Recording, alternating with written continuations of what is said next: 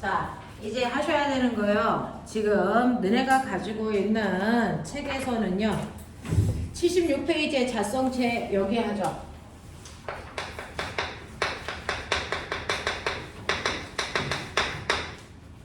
자성이라고 하는 건 뭐냐면 자석의 성질을 우리가 자성 이렇게 표현합니다. 자석의 성질. 여러분들이 일반적으로 아는 자석은 전류가 흐를 때 자석이 되는 전자석이라고 하는 아이가 있어요. 이 전자석이라고 하는 걸 전류에 의한 자기장으로 만들어내는 거고요. 우리가 알고 있는 일반적인 막대자석이라고 하는 건 태어날 때부터 자석인 거잖아요. 얘네들을 우리가 연구자석 이렇게 표현한단 말이에요. 그래서 자, 이러한 연구자석을 보면요. 이러한 연구자석은 여러분들이 아시는 것처럼 이거 자석 반으로 잘라. 자석 반으로 자르면 N극, S극 분리되니 안 되니? 이거 안 되죠. 딸 잘라도 한 덩어리 안에 다시 NS가 생겨요. 또 잘라도 또 생겨요. 언제까지 생겨? 언제까지 생겨? 하나의 원자가 남을 때까지. 그래서 원자 자체가 NS를 껴요. 기억나죠? 그럼 원자 자체가 NS를 뜨는 건 원자 속에 있는 어떤 구조 때문이야. 그 구조가 뭐였는데? 라고 하면 원자 속에는요. 플러스를 띄고 있는 뭐가 있는데? 원자핵이 있는데 그 바깥쪽에 전자라고 하는 가벼운 애가요. 그래서 전기력 때문에 끌려갈 수 있잖아. 근데 안 끌려가는 이유가 뭐야? 얘가 대단히 빠른 속도로 뭐하니까? 운동하니까. 그래서 네. 그래서 원자 속에 있는 전자에 뭐가 일어나냐면 운동이 일어난다는 걸 우리 이해할 수 있어요. 근데 이 운동이 마치 뭐처럼 일어나냐면 태양 주변을 돌고 있는 지구처럼 운동해.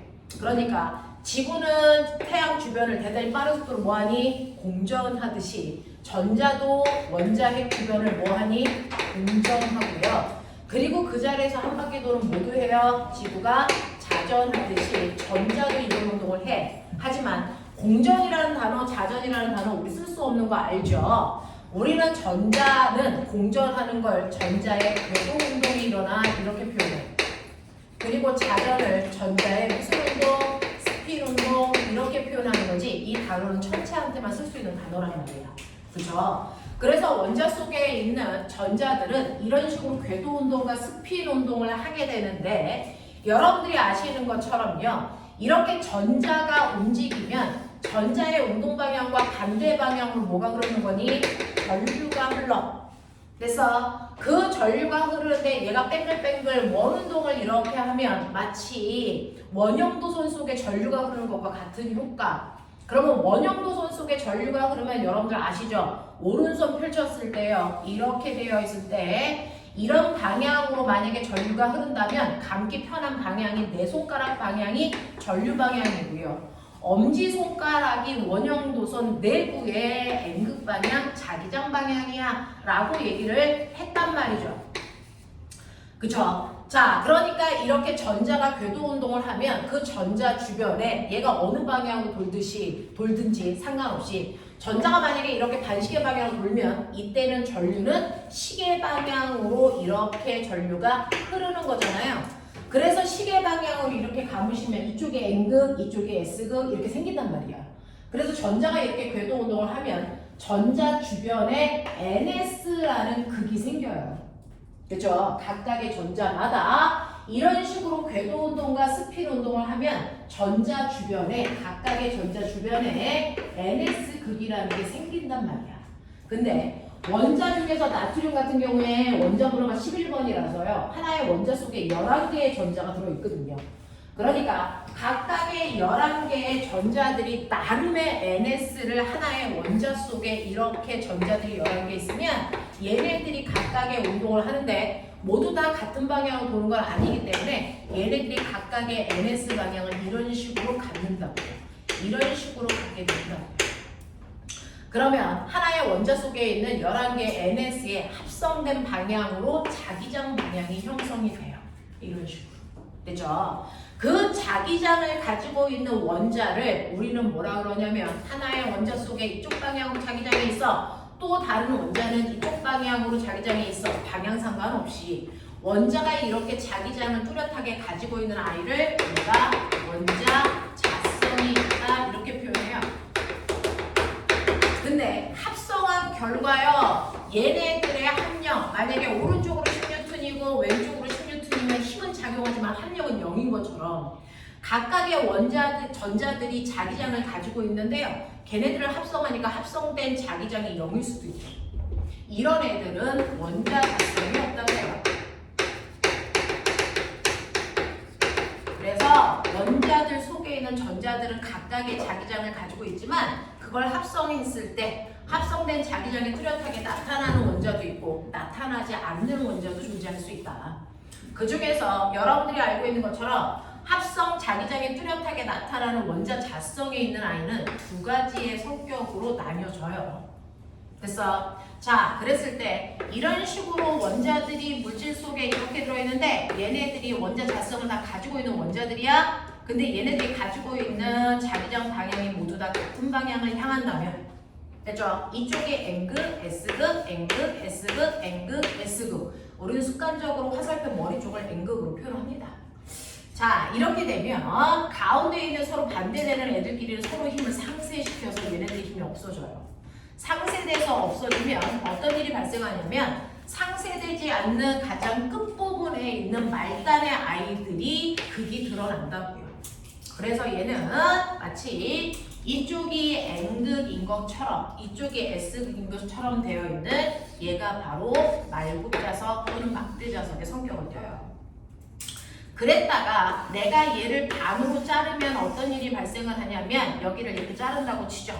그러면 이게 잘려지면서 아까 상쇄됐던 이 부분이 잘려지면서 없어지면 상쇄됐었던 S극이 다시 그 극이 특징이 드러나는 거죠.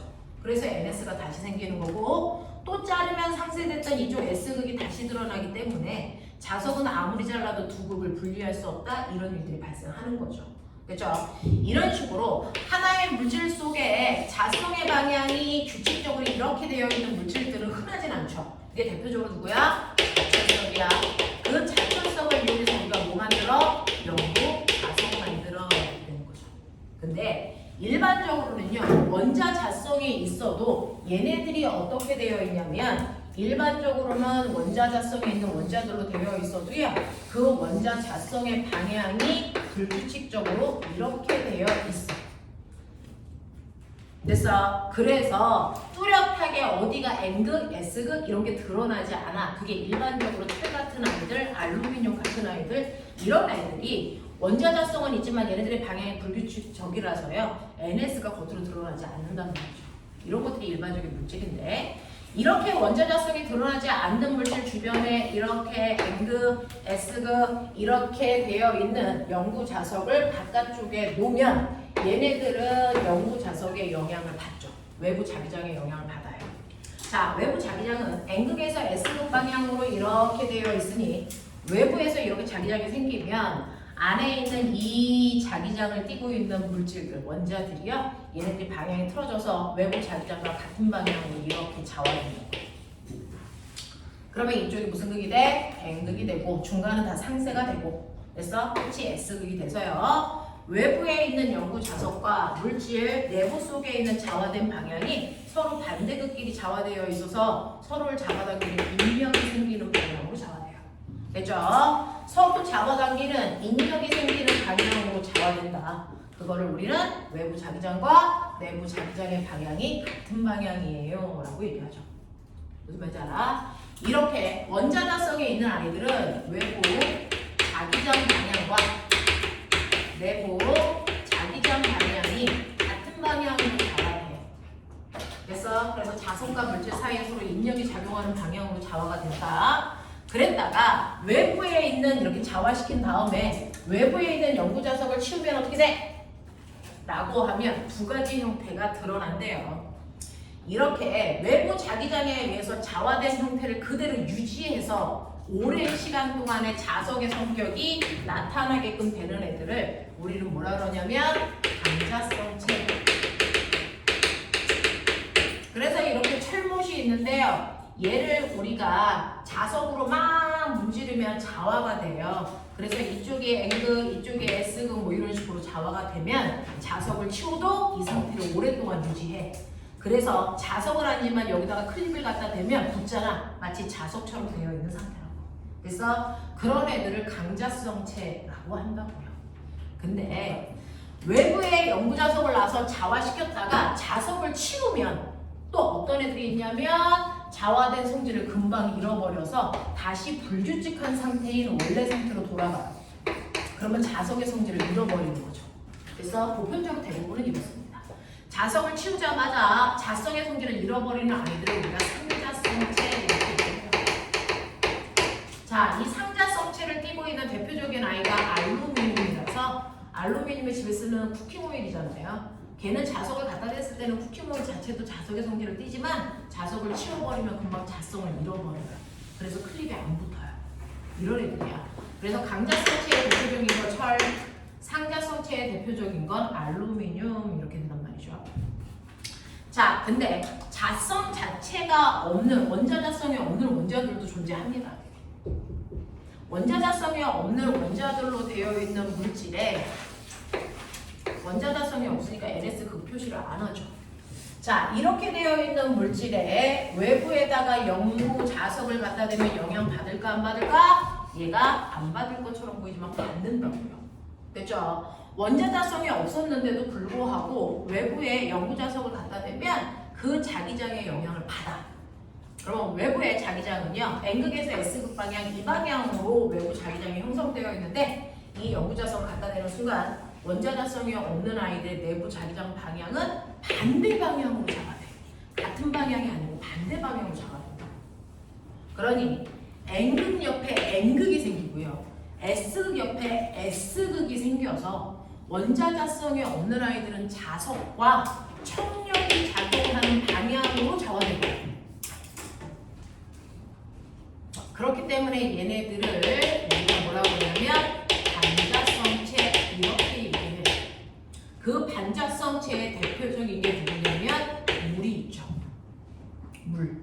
그래서 수도꼭지에 물이 졸졸졸졸 흘러내리고 있는데요. 여기다가 엄청나게 센 자석을 갖다 대면 물발이 청력 때문에 뒤로 밀려요. 끌려가지 않습니다. 그래서 이런 성격을 띠고요. 이런 반자성체를 띠고 있는 아이들 주변에 자석을 갖다 댔다 자석을 치우면 얘는 상자성체와 똑같이 자화된 성질이 금방 없어져요. 되겠냐? 자, 이렇게 돼요. 그래서 자석을 치워도 원래 자성을 그대로 유지하려는 성질을 가지고 있는 건 강자성체밖에 없고요. 자석을 치우면 상자성체와 반자성체는 금방 자화된 성격을 잃어버리는 물질입니다. 그리고 얘네들은 자화가 됐더라도 그 힘이 되게 미약해서 드러나지 않아요. 그래서 잘 드러나지 않는다라고 하는 거죠. 자, 그 중에서 이러한 반자성체를 이용한 물질들의 특성을 실험한 과학자가 바로 마이스너다. 그래서 그 사람이 실험한 걸 마이스너 효과라고 하는데요. 이 마이스너 효과를 이용해서 의료계에서는 MRI 라고 하는 기구를 만들어서 우리 몸에 병이 있나 없나 확인하는 거죠. 자기 공명장치라고 하고요. 우리는 자기 부상열차도 이걸 이용해서 만들려고 하고 있고요. 가장 궁극적인 목적은 인공폐양 만들려고 하고 있는 거예요.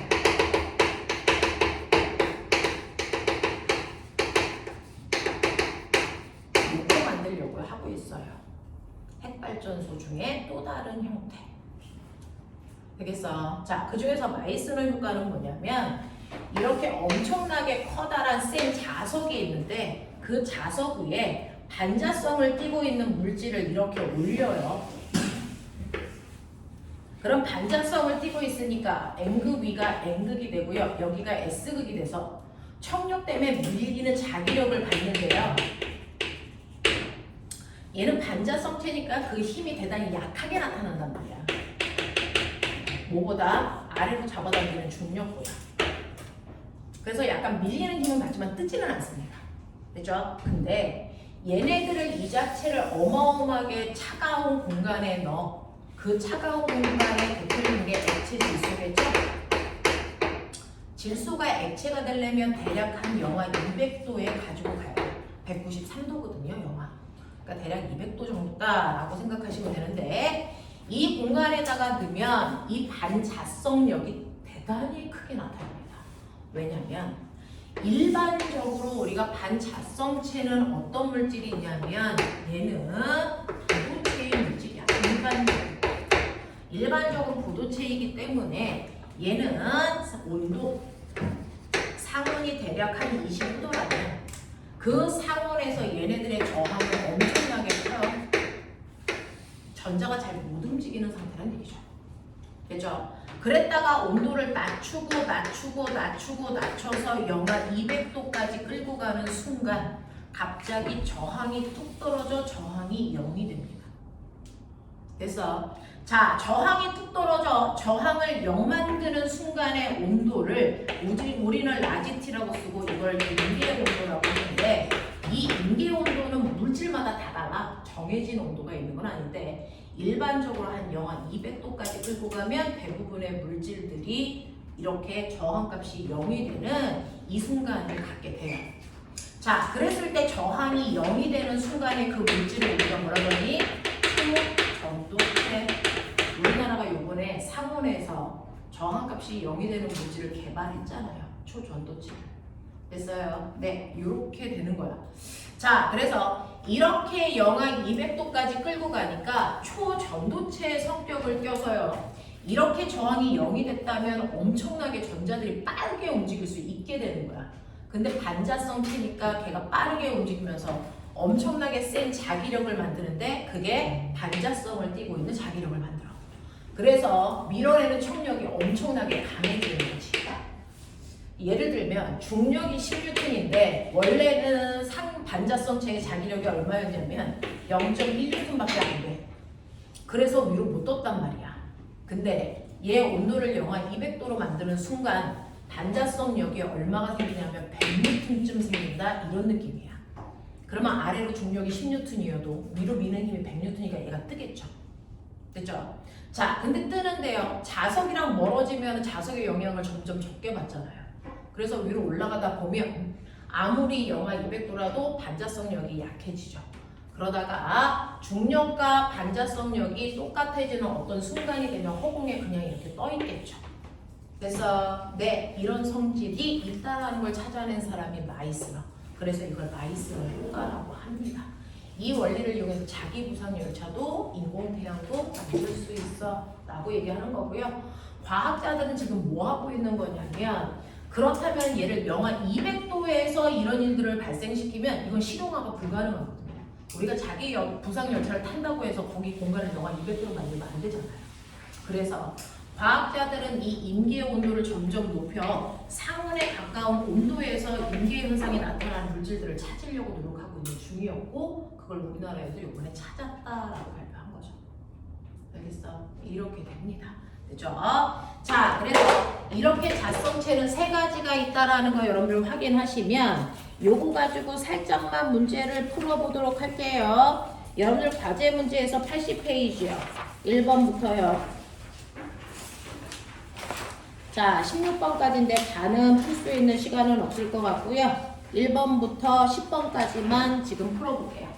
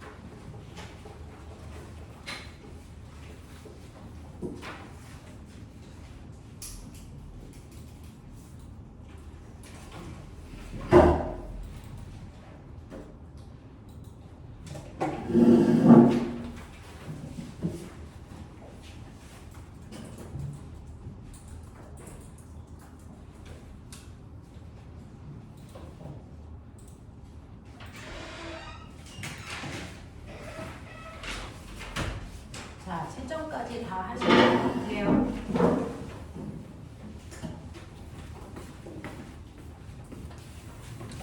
자, 1번부터 6번까지 중에서 혹시 질문이 있을까요?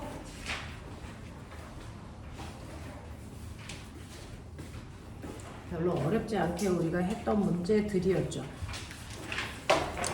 자, 그 다음에 7번부터 11번까지였나요? 제가 몇 번까지 불러줬어요? 10번까지요. 1번부터 10번까지 중에서 질문 있을까요? 아니, 7번부터 10번까지 중에 질문 있었을까요? 없어요? 괜찮아요. 이거는 네, 이런 느낌이고요. 수능 문제 한 번만 보죠. 수능에서 어떻게 나왔는지 77페이지부터요. 77페이지 1번부터 수능에서 6번까지요. 자, 얘네들의 번호 위치를 보시면 그렇게 어렵게 나오는 문제들은 아니거든요. 근데 1번 문제가 18번에 나왔던 문제라서 이게 조금 어려울 수 있는데 1번부터 6번까지 풀어보세요.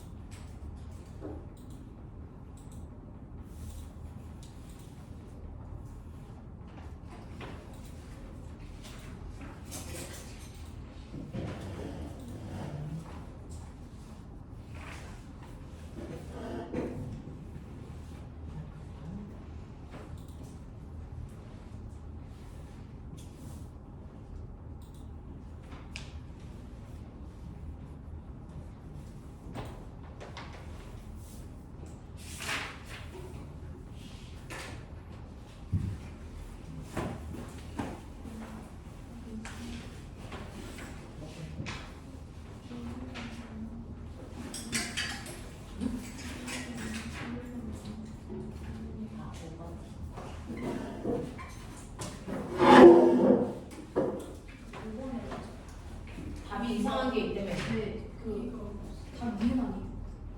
답이 니은만이야? 5번 답에? 근데 아니요. 예, 이유가 있는데 이유만 마우스 온도가 낮은데 따라 감소하다가 온도가 T제로에서 갑자기 0이 된다. 온도가 T인 G를 자석 위에 공중에 가만히 놓으면 얘는 그대로 공중에 뜬 상태를 유지한다.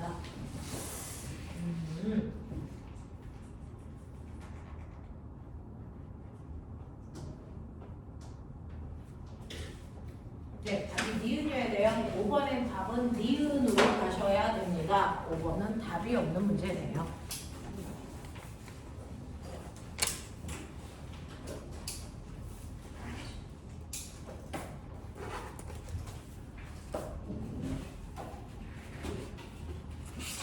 자, 그러면 1번부터 다 하셨을까요? 6번까지.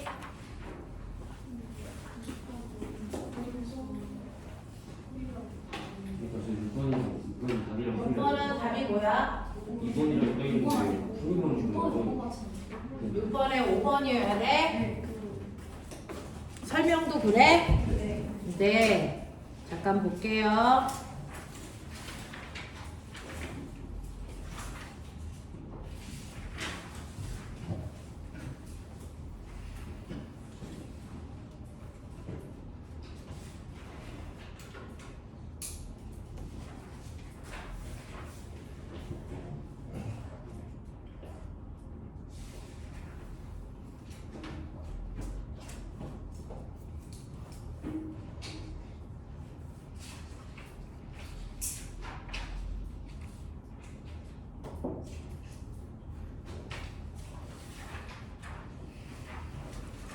자, 꼬맹아, A가 뭐인 것처럼 보이냐? 너네가 판단하기에 A가 뭐야? 상자성체. B는? B가 없는 B가 없어? 네. 나 지금 2번 보고 있구나. 6번이요? 다음 A에 대한 설명으로 옳은 것을 찾아보세요.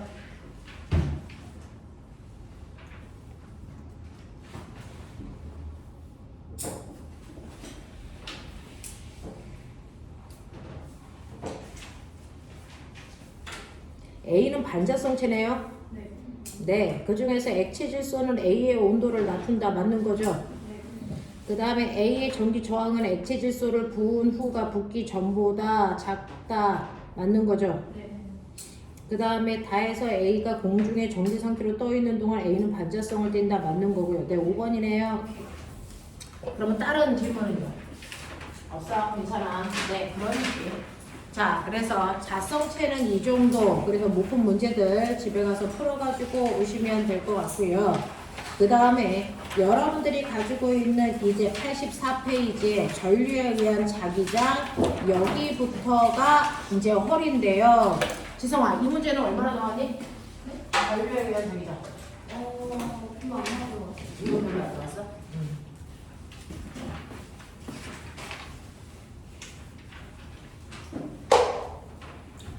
기억한 게 역학이랑 연력학 좀.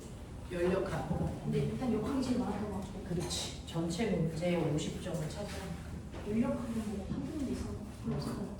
그 전자기하고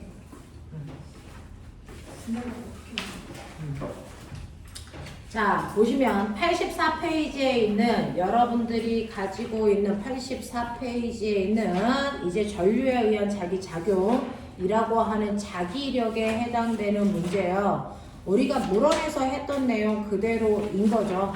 자, 그래서 요거 간단하게 정리하고 문제를 좀 풀어볼 수 있게끔 할게요.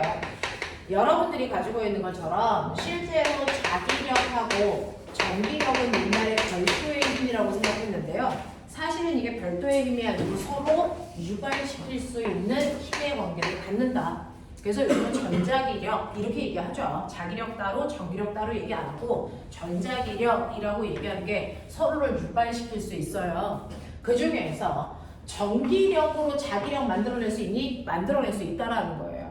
자, 전기력으로 자기력을 만들어내는 걸 우리가 전류에 의한 자기장이라고 하고 이걸로 만들어낸 게 전자석 또 뭐 있어요? 전동기 요거 있어요. 자, 그런가 하면 자기력으로 전기력도 만들어낼 수 있어요. 거꾸로. 이거를 우리가 전자기 유도라고 하고요.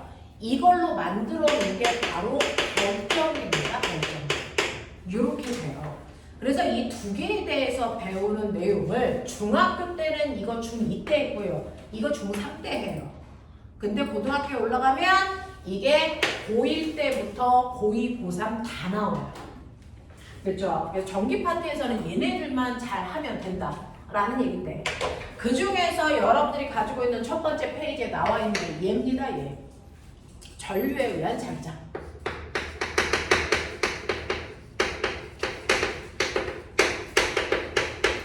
전류에 의한 자기장은요, 여러분들이 알고 있는 것처럼 전류를 흐르게 하면 그 도선 주변에 자기장이 만들어져 이 얘기거든요. 자기장이 만들어진다라고 할 때 여러분들 자기장이라는 단어는 좀 이해를 하셔야 되는데 아까 연구자석을 이렇게 선생님이 그려놨었잖아요. 자, 이렇게 연구자석이 있는데 이 자석이 이렇게 있을 때 자석 주변에는 자기장이라는 자석에 힘이 미치는 공간이 있단 말이죠. 거기다가 이렇게 나침판을 놓으면 나침판의 N극이 반응해서 움직입니다. 됐죠? 우리는 S극은 안 보고 N극만 보는 거예요. 나침판의 N극이 반응해서 움직인단 말이죠. 그랬을 때 그 N극이 움직이는 방향을 보시면 나침판의 N극에서는 N극이 밀리니까 N극이 이쪽 방향을 가리키겠죠. 그리고 여기에 왔을 때 이 나침판의 N극은 어떻게 되냐면 사실은 자석의 N극이 나침판의 N극을 밀어요. 그리고 S극은 당겨요. 그래서 이 두 힘의 합력 방향으로 실제로 나침판의 N극은 여기를 가리켜요. 여기도 여기가 아니라고요. 그래서 여기에 있는 N극도요. 이 N극이 밉니다. 대신에 N극이 S극에 비해서 멀리 있으니까 미는 힘이 조금 작겠죠. S극은 땡깁니다. 그랬을 때 이 둘의 합력 방향으로 N극이 이렇게 가리키겠죠. 이런 거야.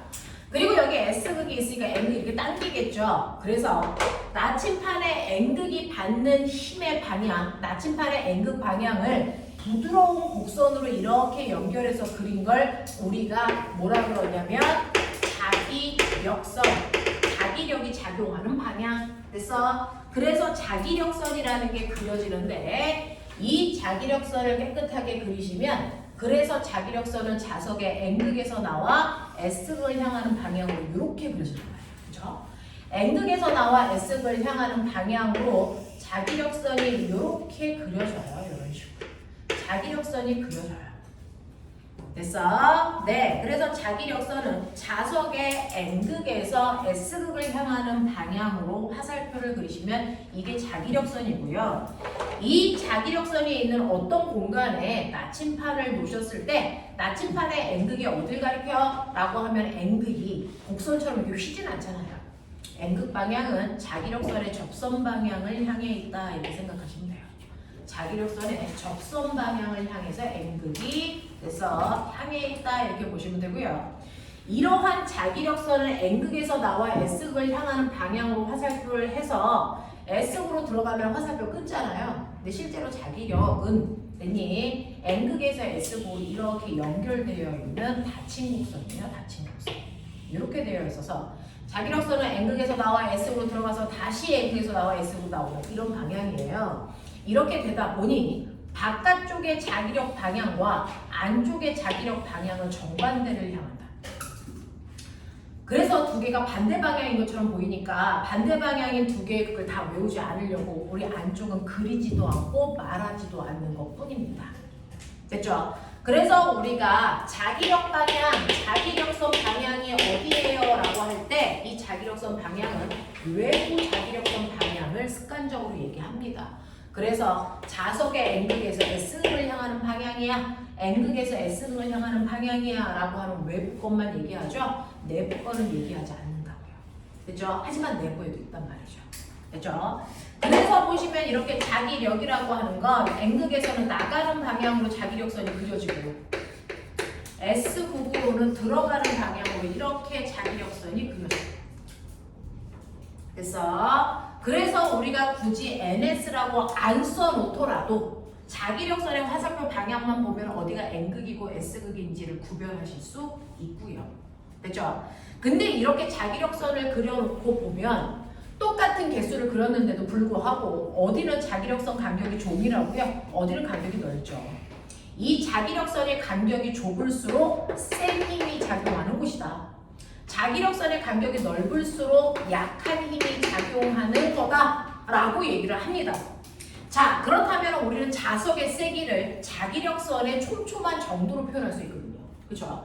그래서 이렇게 자석이 있을 때 그 자석이 얼마나 센 자석인지는 이렇게 똑같이 N극이라도 자기력선의 개수로 자석의 센 정도를 우리가 표현합니다. 그래서 이렇게 표현합니다. 그랬을 때 이 하나하나를 자기력선이 모여있는 다발이다. 그래서 얘를 자기선속이라고 불러요. 그걸 우리가 파이라고 쓰고 그래서 웨버라고 읽어요. 단위가. 기호는 파이고요. 됐니? 그래서 이 자석의 실제 세기가 얼마야? 그러면 이 자석의 실제 세기 자기력은 그래서 얘는 2웨버예요. 그래서 이렇게 얘기해요. 이 자석의 실제 세기는 2웨버예요. 파이 값이 2웨버예요. 얘는요. 자석의 실제 세기가 얼마냐면 4웨버예요. 이렇게 얘기한단 말이야. 자기력의 세기를 나타내는 단위가 자기선속이라고 하고요. 우리는 웨버라고 한단 말이야. 그럼 우리가 알고 있는 자기장은 뭐예요? 라고 하면 자기장은요. 그렇다면 얘는 여기에서 자기력선이 2개 나와서 2웨버, 얘는 4개 나와서 4웨버라고 하는데 이때 자기장은요. 단위 면적당 작용하는 자석의 세기를 얘기하는 거거든요. 그러니 단위 면적당 작용하는 자석의 세기라서 면적으로 나누시면 되거든요. 이게 자기장의 세기예요. 그러니 요 자기선속이 그려져 있는 이 면적이 얼마냐면 2제곱미터라고 치자. 2제곱미터라고 치자. 뭐 이런 거죠. 그러면 얘는 자기장의 세기가 얼마야? 라고 하면 면적으로 나누세요.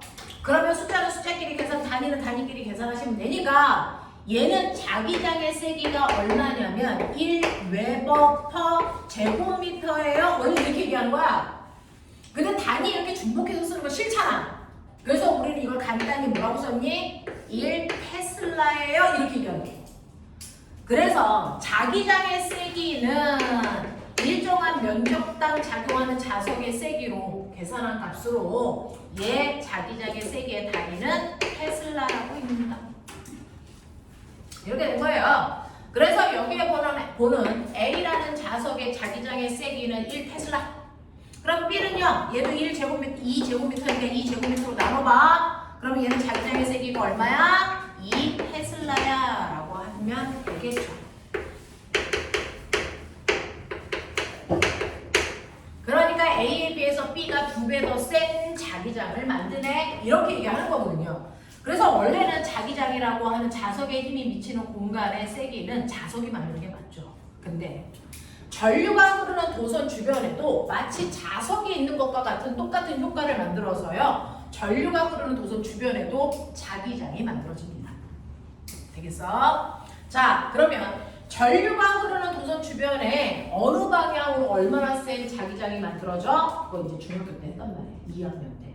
너네 이번에 시험 봤었어. 1학년 때. 자, 그러면 이러한 자기장, 전류가 흐르는 주변의 자기장이라고 하는 B, 아까 A분의 파이로 계산한다 그랬어. 그래서 이런 자기장을 전류가 흐르는 도선도 만들어. 근데 도선에 종류가 3가지가 있었던 거 기억나? 첫 번째, 직선 도선 주변에도 자기장이 만들어지고요. 두 번째, 원형 도선 주변에도 자기장이 만들어지고요. 세 번째, 솔레로이드 주변에도 자기장이 만들어져. 그 중에서 직선 도선은 이렇게 생긴 도선, 우리가 알고 있는 전선, 그 전선 주변에 전류가 이렇게 흘러.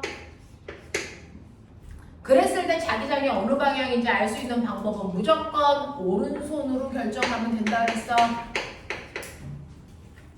그쵸? 자, 원형 도선은요 이렇게 생겨 있는데 여기서 전류가 이렇게 흘러.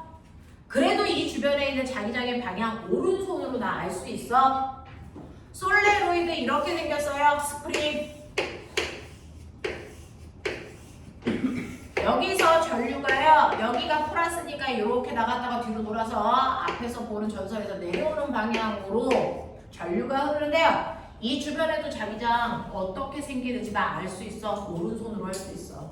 그 중에서요 여러분들 보시는 것처럼 직선 도선에서는 오른손을 펼쳤을 때 엄지손가락이 도선 속에 흐르는 전류 방향, 나머지 네 손가락을 부드럽게 감았을 때 이 주변에 생기는 자기장 방향이라 그랬어. 그래서 도선이 이렇게 있는데요 전류가 위로 흐르잖아요. 그러면 엄지손가락 위로, 그리고 나머지 네 손가락 부드럽게 감으시면 이게 주변에 생기는 자기장의 방향이에요. 그래서 얘는 보시는 것처럼 이런 식으로 반시계 방향 주변에 자기장이 이렇게 동심원을 그리면서 생긴단 말이야. 맞아. 그러니 어디에다가 나침판을 놓더라도요, 어디에다가 나침판을 놓더라도 적선 방향이라 했으니까 N극 이쪽 방향, 이쪽 방향, 이쪽 방향, 이거 다 찾아낼 수 있죠. 그쵸? 또 세기도 구할 수 있다. 중학교 때는 방향만 알면 됐는데 고등학교 때는 세기도 구해야 돼요. 그러면 전류가 흐르는 도선 주변에 자기장의 세기요. 자석에서는 이렇게 구했는데 전류가 흐르는 도선에서 자기장의 세기 어떻게 구해? R분의 KI라고 하는 방법으로 구해라. 그랬었어. 그러니 제가 첫 번째 나침판을요 전류가 흐르는 도선으로부터 R만큼 떨어진 여기다가 A라는 나침판 놓을게요. 이 나침판이 받는 자기장의 세기는 얼마일까요? 이런 얘기야. 두 번째는 전류가 흐르는 도선으로부터 2R 떨어진 곳에 두 번째 B라는 나침판 놓을 거예요. 자, 세 번째는 전류가 흐르는 도선으로부터 3R만큼 떨어져 있는 이 C라는 위치에 놓을 거예요. 그랬을 때 C라는 위치에서 자기장의 색이 얼마입니까? 이런 것도 할 수 있어야 된단 말이죠. 그랬을 때 A라는 위치, B라는 위치, C라는 위치에 자기장의 색이 다 이렇게 구하시면 되거든요. 그러니 A는 도선으로부터 R만큼 떨어져 있고요. K는 자기장 구할 때 쓰는 상수값이라서 그냥 K. 그리고 전류는 도선에 흐르는 전류의 색이에요. I. 요만큼이 A에 있는 나침판에 N극을 당기는 힘이야. 자, B에서는요 떨어져 있는 거리가 2R이니까 2R분의 KI. C는요 떨어져 있는 거리가 3R이니까 3R분의 KI만큼. 됐어. 거기에 있는 나침판의 N극이 자기력을 받아서 N극 방향이 휜단 말이야. 그랬을 때 자기장의 세기 비율 무려 6대 3대 2의 세기 비율이라서 A에 있는 나침판의 N극이 C에 있는 나침판의 N극에 비해서 무려 3배나 센 힘을 받아요. 이런 뜻이야. 알겠어? 자, 이렇게 구할 수 있었다라고 하는 거였고요. 그런가 하면 원형 도선이나 솔레로이드에서도 오른손으로 방향 결정할 수 있는데 차이점이 있으니까 분리해 드린 거예요. 어떤 차이점이 있냐면 똑같이 오른손으로 결정하는 거 맞는데 원형 도선과 솔레로이드는 모두 다 곡선 도선이에요. 그래서 감기 편한 네 손가락이 전류가 향하는 방향으로 돼서 보시면 돼요. 그래서 얘는 전류가 이렇게 흐르니까 그 방향으로 네 손가락 이렇게 부드럽게 감으시면 엄지손가락이 가리키는 방향은 그 도선 내부의 자기장 방향이다. 들어가는 방향 이런 뜻이야. 그럼 외부는요? 라고 했죠. 아까 내부와 외부는 반대 방향의 자기장을 만든다 그랬죠? 안이 들어가는 방향이면 바깥쪽으로 나오는 방향의 자기장을 만들어. 이런 뜻이야. 되겠어?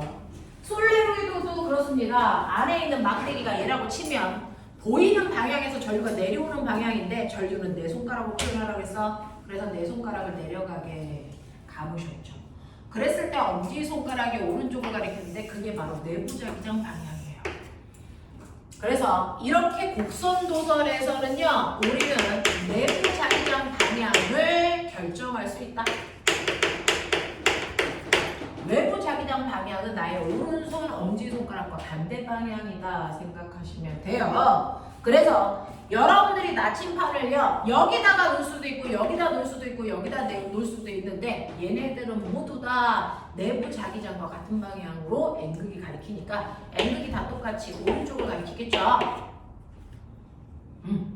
근데 이렇게 돌아서 들어오는 외부에 있는 요 나침판 이렇게 돌아서 들어와야 되는 여기에 나침판을 놓으면 자기장 방향이 정반대로 왼쪽을 가리켜야 돼 라는 뜻이야. 알겠어? 자, 그랬을 때 N극을 잡아당기는 세기를 어떻게 계산합니까? 라고 하는 거 직선 도선에서는 세기를 이렇게 계산하시면 된다 그랬는데 원형 도선에서는요 구하는 방법은 똑같죠. B는 R분의 K 다시 I 구하는 방법은 똑같지만 상수값만 달라 이런 뜻이야. 됐죠? 그래서 예를 들어 중심으로부터 떨어져 있는 거리가 반지름 R이라 여기에 전류가 I만큼 흐른다. 그러면 이 중심에다 나침판을 놨을 때 나침판의 N극을 잡아당기는 세기가 이렇게 구해져요. 알겠어? 근데 솔레로이드는요 거리를 잴 수가 없어요. 왜? 도선이 여러 개니까 어떤 거로부터 거리를 재느냐에 따라 그때그때 다르잖아요. 그래서 솔레로이드에서 자기장의 세기 구하는 방법 이제 끄집어내봐. 안 배운 척 하지 말고. 늘 똑같은 거 두 번째 하고 있잖아. B는 얘는 B는 K 2-N I 그래서 얘는 떨어져 있는 거리랑 상관없이요. 세 번째 상수값 집어넣으시고 N이라고 하는 게 뭐냐면 이 막대기에 코일 몇 번 감았어? 라고 하는 가문수인데요. 실제 가문수는요. 요 막대의 길이가 20cm야. 거기에 내가 4번 감았잖아. 그러면 여기다가 4 집어넣으면 뒤져. 왜? 스몰 n은 1m당 가문수를 듣는 거야. 기억나냐? 그러니 20cm 안에 4번 감았다면 1m에 해당되는 100cm 안에는 몇 번? 20번 감은 거랑 같은 경우야. 그러니까 n에다가 20 집어넣어야 돼. 이런 얘기야. 그 다음에 i는 도선에 흐르는 전류 집어넣는 거 똑같겠죠. 그럼 선생님 상수값이요. 직선일 때는 k라는 상수, 원형일 때 k-라는 상수, 솔레로이드일 때는 k2-라는 상수인데 상수가 다 다르네요. 다 달라요. 직선 도선 상수, 원형 도선 상수, 솔레로이드일 때의 상수. 그래서 다 다릅니다. 근데 상수는 오른쪽으로 갈수록 커져요.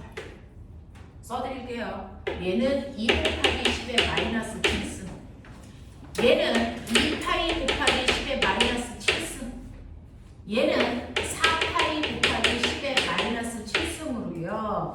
대략 직선일 때보다 원형일 때 상수값이 파이배 커지니까 한 3배 커졌다 이렇게 보시면 되죠. 그죠? 자, 원형일 때보다 솔레로이드는 2파이가 아니고 4파이니까 2배 정도 상수값이 커졌다 이런 거예요. 그래서 여러분들 이거 상수는 외울 필요 없어요. 큰 시험은 다 상수값 줍니다. 내신에서도 줘요. 그냥 상수가 다르다는 거, 오른쪽으로 갈수록 상수값이 커진다는 거, 이 경향성만 좀 기억해 두시면 돼요. 됐죠? 자, 이런 식으로 전류가 흐르는 도선 주변엔 반드시 자기장이 생긴다. 그 자기장의 방향, 색이 무조건 결정할 수 있어야 된다. 그러면 이제 고등학교 때 어떤 시험 문제 나와? 도선이 하나가 아니고 2개가 있죠. 첫 번째, 가라는 도선에서 전류가 무속 방향으로 I1의 전류가 2A 흐른다고 치자. 이런 느낌이야. 자, 나라는 도선에서도 전류가 물방향으로 흐르는데 I2라고 하는 또 다른 전류가 흐른다. 얼마? 5A가 흐른다고 치자. 두 도선 사이에 떨어져 있는 거리요. 나 안다. R값은 2m다. 요런 느낌. 2m 떨어져 있어. 됐죠? 네. 이렇게 떨어져 있었을 때 얘네들 사이에서 자기장이 만들어지겠죠. 그러면 가라는 도선은 이 주변에 어느 방향으로 자기장이 만들어질까? 그래서 내가 여기로부터 1m 떨어져 있는 이 P라는 지점에 나침반 놓을 거야. 그 다음에 정확하게 가운데 1m 떨어져 있는 곳에 Q라는 나침판도 놓을 거야. 그리고 이쪽에서도 1m만큼 떨어져 있는 곳에 R이라고 하는 나침판 놓을 거야. 그러면 이 세 나침판에 그래서 N극 방향은 그래서 어느 방향을 가리키고 얼마나 센 자기력을 받아? 뭐 이런 얘기잖아요. 그쵸? 자, 그렇다면 P라는 나침판, Q라는 나침판, R이라는 나침판이 있을 텐데 얘네들은요 하나의 도선이 아니고 두 개의 도선으로부터 동시에 자기장을 받겠죠. 그 자기장의 세기에 의해서 나침판의 N극이 움직일 겁니다. 그중 가라는 도선은요 전류가 위로 흐르니까 자 위쪽 방향으로 엄지손가락 하시면 그 도선보다 오른쪽으로 들어가는 방향으로 자기장이 만들어져요. 그죠? 그래서 가라는 도선은요 자기보다 오른쪽에 있는 Q하고 R은 들어가는 방향으로 자기장을 만든다. 원래 들어가는 방향이 이렇게 표시하는데 계산할 때는 선생님은 마이너스로 표현해요. 들어가는 방향으로 자기장을 만들고 P는 거꾸로 이렇게 되니까 나오는 방향으로 자기장을 만들어요. 이런 뜻이야. 얼마나 센 자기장 만들어요? R분의 KI니까 되죠. 1분의 K 이만큼 만들어. 맞아. 자, Q에서도요. 떨어져 있는 거리 R이 1m니까 1분의 K 이만큼 만들어요. 근데 R은요. 가라는 도선으로부터 R까지가 몇 미터 떨어져 있게? 3m. 그러니까 3분의 상수값은 그대로 K를 놓을게요. 전류의 세기 2니까 2 이렇게 놓을게요. 이런 자기장을 각각 만들어준단 말이에요. 자, 근데 나라는 도선도 있죠. 나라는 도선도 전류가 위로 흐르니까 똑같아요. 이 도선보다 오른쪽에 있는 R은 들어가는 방향. 이 도선보다 왼쪽에 있는 P하고 Q는 나오는 방향으로 자기장을 만들 거니까 나와 들어가 이렇게 만드는 거예요. 자, 얼마나 세게요? 라고 하면 나라는 도선으로부터 P는 엄청 멀리 떨어져 있죠. 3m 3분의 K 곱하기 5 이런 얘기야. 자, Q라는 도선도요. 1 떨어져 있어. K5. 자, 그 다음에 R이라는 도선도 1 떨어져 있어. K5 이렇게 만든단 말이죠. 그러면 실제로 저 곳에다 나침판을 놓으면 가가 만든 자기장과 나가 만든 자기장의 합성 자기장에 의해서 나침판의 N극이 움직이겠죠. 자, 둘 다 나오는 방향이니까 얘네들은 나오는 방향으로 만드네. 같은 방향이니까 더한 만큼 생기겠네. 됐어? 그래서 이거 3으로 통분하면 6 되죠? 그래서 얘는 3분의 얼마입니까? 11K만큼의 N극을 담기는 힘이 작용해요. 이런 얘기야. 근데 얘네들은 반대 방향이잖아. 빼야죠. 됐죠? 얘가 더 크니까 나오는 방향으로 자기장이 만들어지겠죠. 얼마만큼? 3K. 이런 느낌이야. 자, 얘네들 들어가는 방향으로 같은 방향이니까 얘도 더하겠죠? 자, 그래서 들어가는 방향으로 3으로 통분해 볼게요. 그러면 3분의 얼마입니까? 17K만큼 들어가는 방향으로 자기장 만들어. 이런 뜻이야. 그래서 3으로 통분해 놓고 보니까 자기장의 색이 얘가 제일 크네. 그 다음 얘네, 그 다음 얘네 뭐 이런 것들 판단하는 거란 말이야. 알겠어? 알겠어? 자, 그러고 보면 이때 자기장이 생겼다는 건 자기력이 생겼다는 얘기야. 그 자기력이라고 하는 힘이 전류가 흐르는 도선한테 작용해. 상상해봐. 가하고 나라고 하는 도선은요 주변에 자기장도 만들지만 그 자기장에 의해서 힘도 받아. 이 도선이. 그럼 이 도선은 안쪽으로 밀릴까 밖으로 가서 밀릴까? 이 도선들이 받는 힘의 방향은 어느 쪽으로 도선들이 힘을 받아서 움직이려고 할까?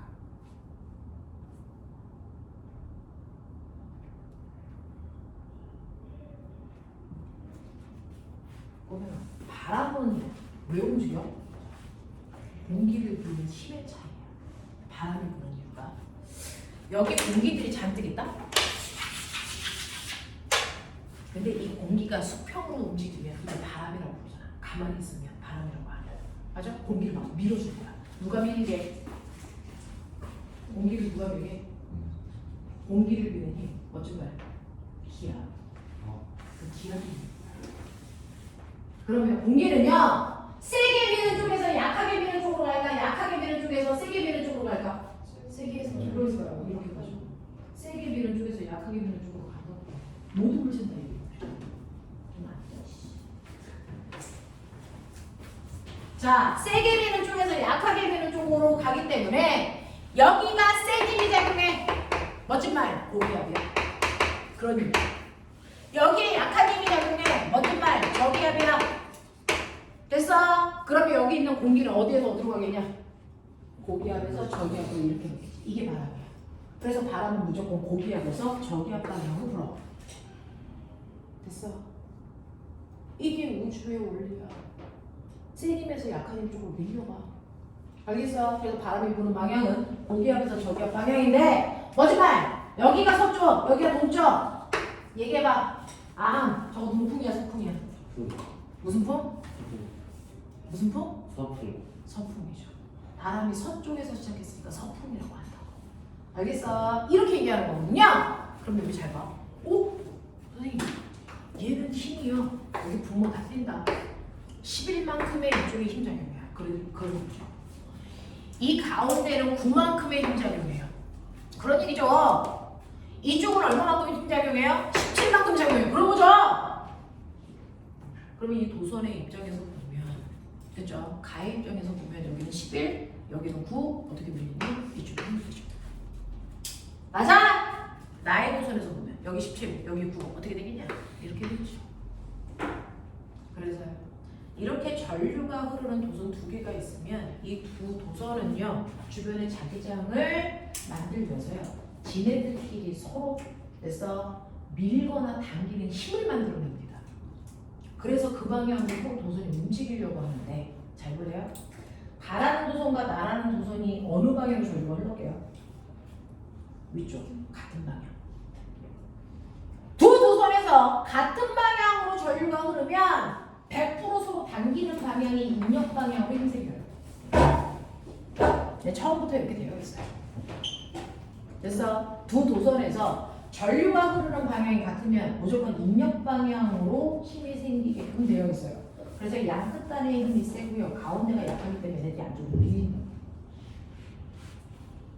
그러니 굳이 P, Q, R 중에 어디에 힘이 제일 약할까? 여기가 제일 약하죠.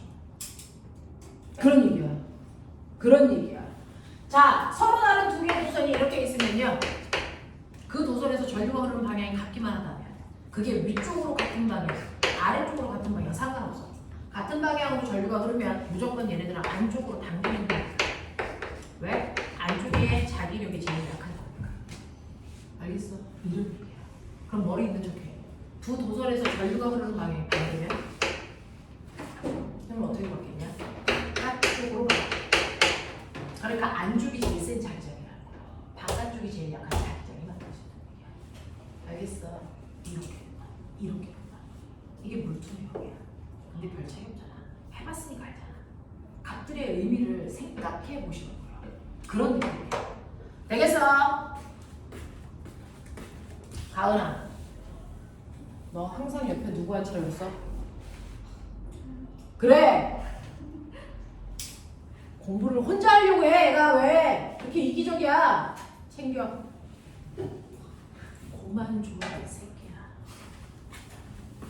자, 이렇게 된다. 그래서 우리 과거 애들은요 지금 3가구 애들 금요일날 원서 접수 마감했어요. 경쟁률이 막 떴어요. 오늘은 과고 가고 싶다며. 한성가고 요번에 경쟁률 5.34대 1입니다. 세종가고 경쟁률이요 4.5대 1 나왔습니다. 세종가고 경쟁률이 항상 더 낮습니다. 왜? 뽑는 인원이 더 많아서. 세종은 160명 뽑고요. 한성은 140명 뽑아요. 한성이 더 좋아서 애들이 몰리는 게 아니고 인원수는 똑같은데 경쟁률이 달라요. 적응이 달라서. 그래서 항상 한성 쪽이 경쟁률이 조금 더 나오는 편이죠. 그래서 우리 학원에서 세종을 봅니다. 세종은 여기 바로 옆에 있잖아요. 가깝기도 하고 많이 뽑기도 하고 매점 과거가 아니고 대부분 다 세종으로 이제 써주는데 걔네는 이제 막 공부하다가 지치잖아요. 그래서 옆에 있는 애들이 졸잖아요. 그럼 조는 애는 안 혼납니다. 자기도 뭐 이렇게 잘 노는데 옆에 있는 애가 지시 맞춰. 챙겨라 얘들아. 공부 같이 하는 거야.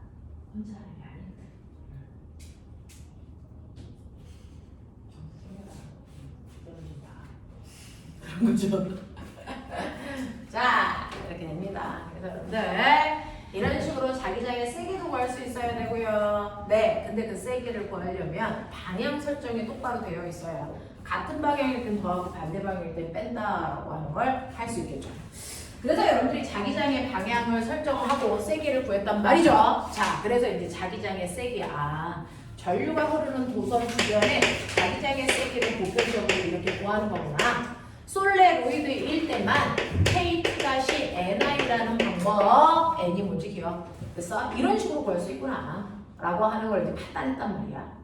그러면 이렇게 전류가 흐르는 도선 주변에는 무조건 자기장이 생기는데, 그죠? 그러니까 전류가 흐르는 도선 이 자체가 자석이라고 생각하면 돼. 그래서 주변에 자기장이 생겨. 근데 그 옆에 영구 자석도 나. 그러면 자기장이 동시에 두 개가 생겨. 그래서 자석이 만든 자기장도 생기고요. 전류가 흐르는 도선이 만든 자기장도 생긴단 말이에요. 그러면 이 두 개의 자기장, 다시 말해 두 개의 자기력이 생겨. 그러면 어떡합니까? 여기에 실제로 나침판이 있으면 그 두 개를 합성한 자기력을 받아서 나침판에 그게 움직일 거 아니니? 그래서 이렇게 영구 자석이 자기장을 만들고 도선도 자기장을 만들면 이 둘을 합성한 실제 힘이 생겨. 진짜 힘. 그게 뭡니까? 그게 여러분들이 알고 있는 자기력이라는 거야. 그걸 우리가 그냥 힘, F. 자, 이걸 알아낸 과학자의 이름이 누군 줄 아세요? 로런츠. 그래서 로런츠의 힘. 어떤 이름으로 말해도 다 같은 힘. 그래서 로런츠의 힘, 자기력, 힘, F, 어떤 것도 상관없죠. 그래서 다 똑같은 거예요. 그래서 전류가 흐르는 도선하고요, 영구 자석이 같이 있으면 이 주변에 실제 자기력이라는 게 생긴다. 그러면 이 자기력이라고 하는 이 힘은요, 누굴 움직이게 합니까? 전류가 흐르는 도선을 움직이게 하는 힘입니다. 그래서 전류가 흐르는 도선, 그래서 전기를 띠고 있는 입자들을 움직이게 한다고요. 그러면 이때 이 힘이 얼만데? 라고 하면, 됐죠? 여러분들은 살짝만 기억하시면 되는데, 이때 자기력이라고 하는 로런츠의 힘 구하는 방법이 여러분들 알아두셔야 되는데, 힘센 비라저씨, 못 외우면 병신, 힘센 비라저씨, 힘센 비라저씨 이렇게 외우시면 되죠. 이만큼의 힘이 생겨. 그 힘을 도선이 받아서 도선이 팡 하고 움직여. 신기해. 그래서 자, 예를 들어서 이 영구 자석이 이 주변에 만든 자기장의 세기가 얼마냐면 이 자기장의 세기가 2테슬라라고 치자. 그리고 현재 도선에 흐르는 전류의 세기가 5A라고 치자. 그리고 이 도선이 뭐하니 긴데요. 자기장 속에 있는 도선의 길이가 얼마야? 네, 자기장 속에 있는 도선의 길이는 1m예요. 이렇게 치자는 얘기죠. 그렇다면 저 도선이 받는 힘의 세기는 얼마입니까? 라고 하면 2테슬라에다가 5A에다가 도선의 길이 1, 얘는 도선의 길이야. 자기장 속에 있는 도선의 길이. 그래서 얘는 10N의 힘을 받아요. 그러니까 누군가가 이 전류가 흐르는 도선을 10N의 힘으로 당긴다고. 그래서 그런 힘을 받는데요. 그래서 도선이 움직인대요. 그러면 이 힘은 어느 방향으로 작용해요? 그것도 오른손으로 하는 거죠. 그죠?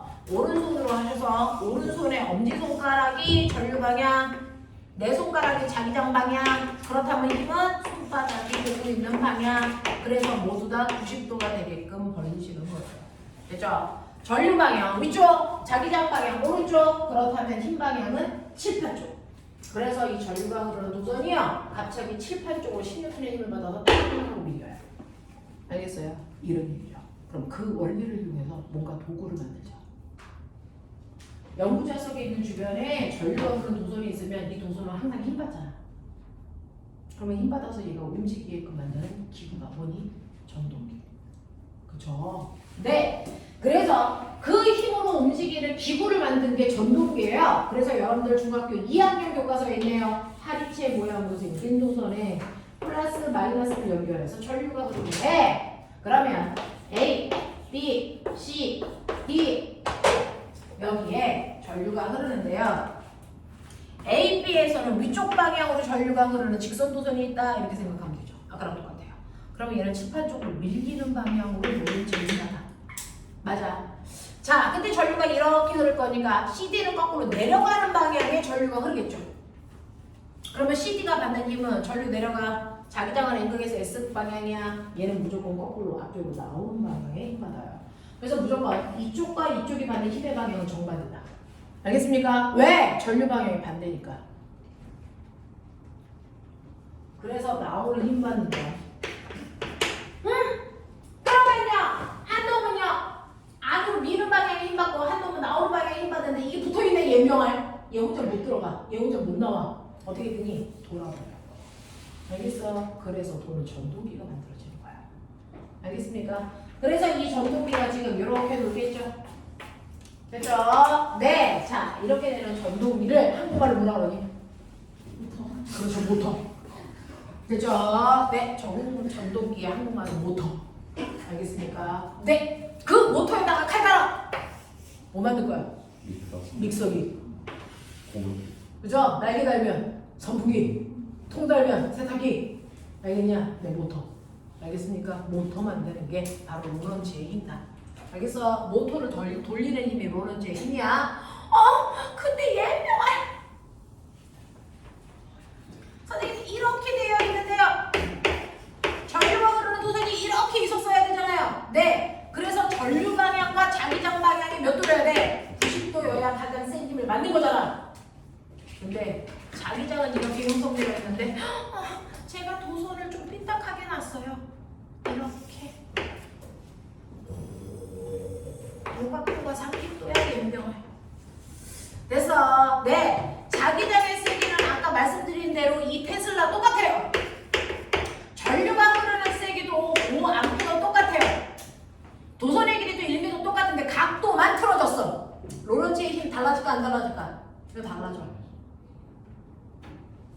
실제로 로런츠의 힘은요, 자기장과 수직한 방향으로 흐르는 전류의 세기에 반응하는 거. 그러면 얘 비슷해. 어떡할래? 얘를 수평 방향과 수직 방향의 자기장으로 분해해 보세요. 이걸 합성을 해내다 생각하시면 요 자체가 직각삼각형 그 유명한 피타가 만들어져. 물리는 피타가 다. 됐어. 문제를 푸는 키워드야. 그러면 요 크기가 5테슬라. 요게 30도. 보이냐? 그러면 이쪽 방향의 전류의 5A니까 이쪽 방향의 전류의 세기는 얼마라고 생각하면 되겠냐? 5 곱하기 멋진 말 코사인 30. 그러니까 2분의 5 루트 3만큼의 전류가 흐른다 생각하면 돼.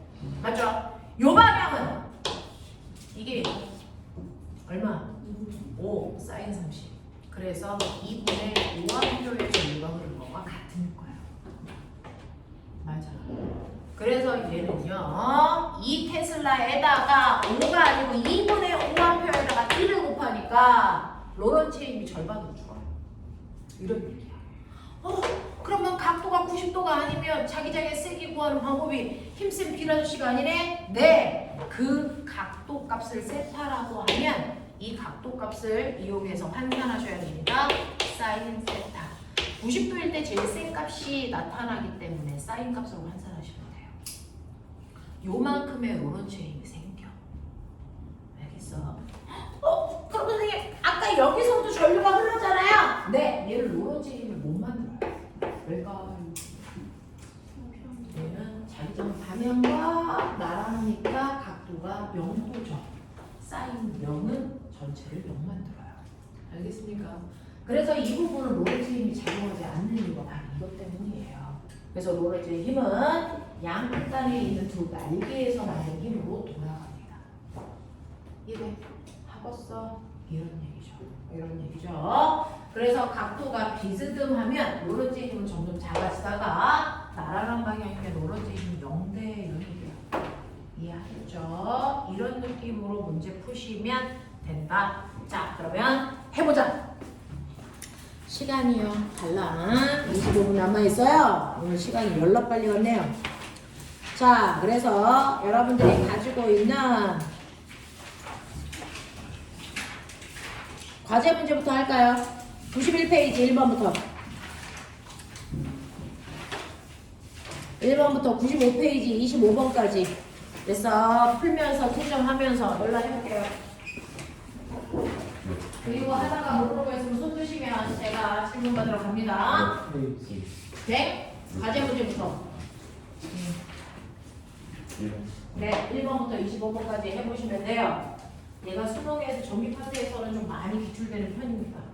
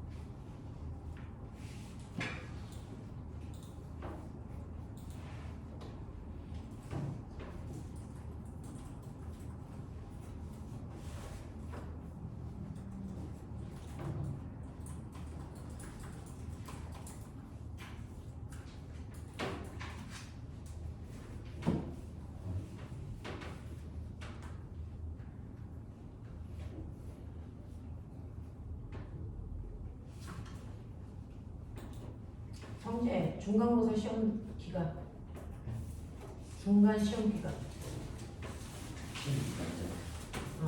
10월 12, 13. 10월 12, 13. 10월 12, 14. 서준 10월 12,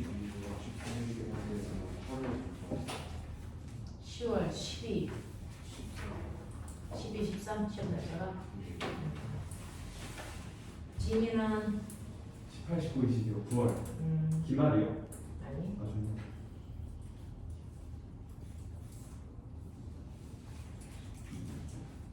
아함 26, 27. 저번에 얘기했던 거에 변동 없는 거죠. 해성 18, 10월 지호 9월 20일, 27일.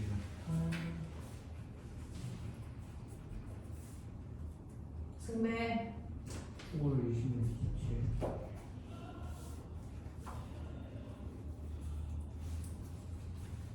준호 아까 들었지 않나요? 지호 똑같구나. 유연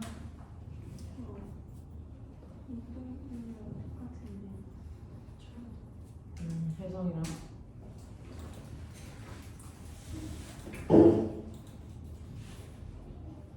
지성이는 목동중